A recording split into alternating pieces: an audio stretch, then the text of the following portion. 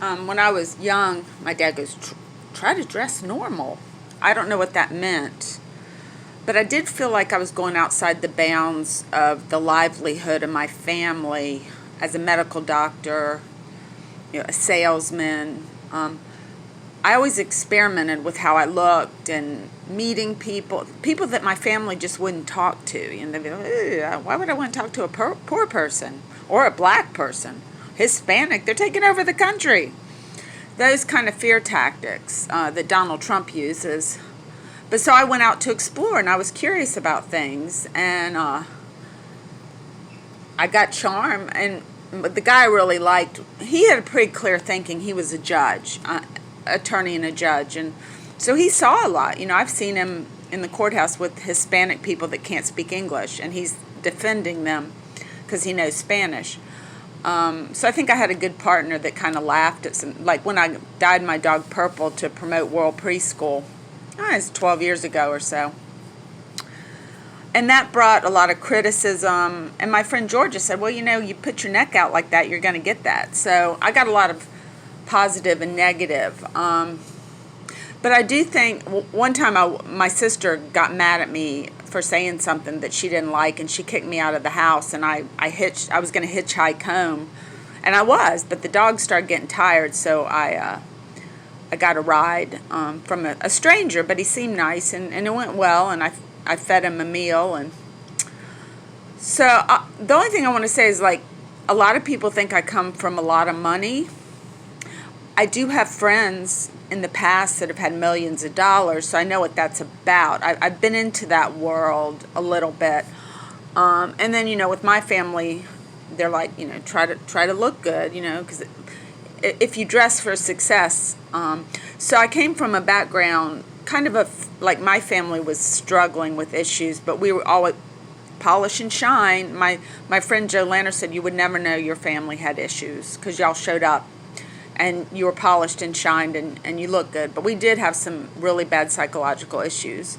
I guess in the past, my family, they went to the country clubs and stuff like that. So they were not just upper middle, but they were the society in Birmingham and stuff. So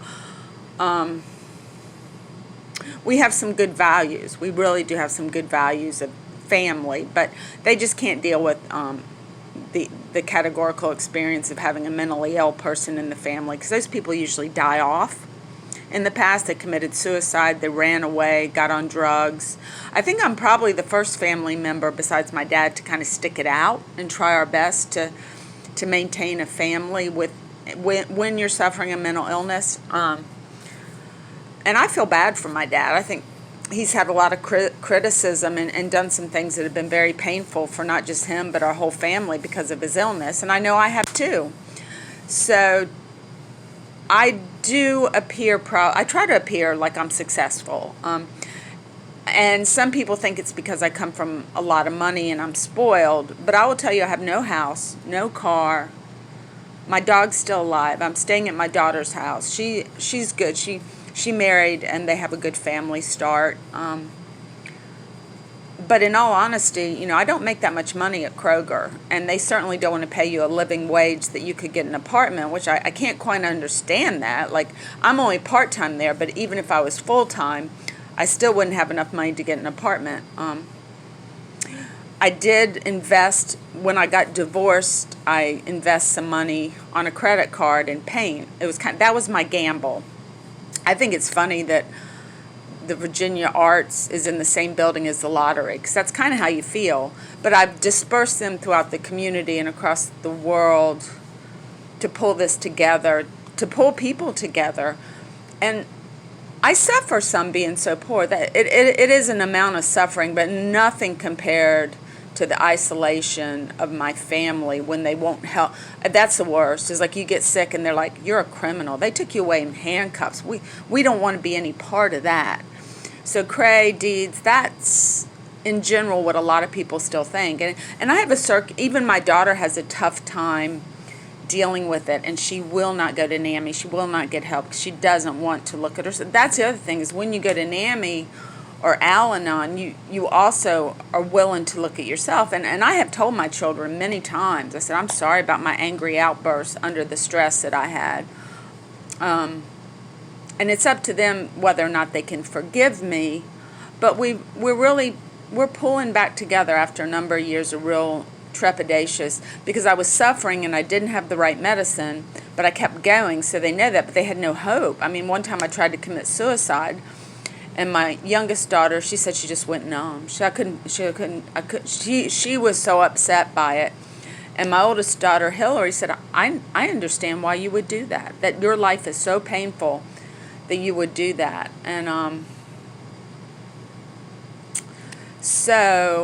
yeah, I mean, I think if you have probably not mental illness, because there is hope that you can get better, but in some countries it's worse than the United States. At least in the United States, we're making some progress. Getting these schools out with a committee of people with the power to make changes in the world that have good creative ideas and can kind of go around the government policies to make positive changes. It's like a lightning flash. We can get that information out, and if people get on board with it and they want to do it, then we can make some really positive changes. And just planting the seed, as Sir Ken Robinson said in Death Valley, he said we got some rain and all these flowers popped up. And that's the way the world is. We all have stems, we all have roots, and we all blossom. Thank you.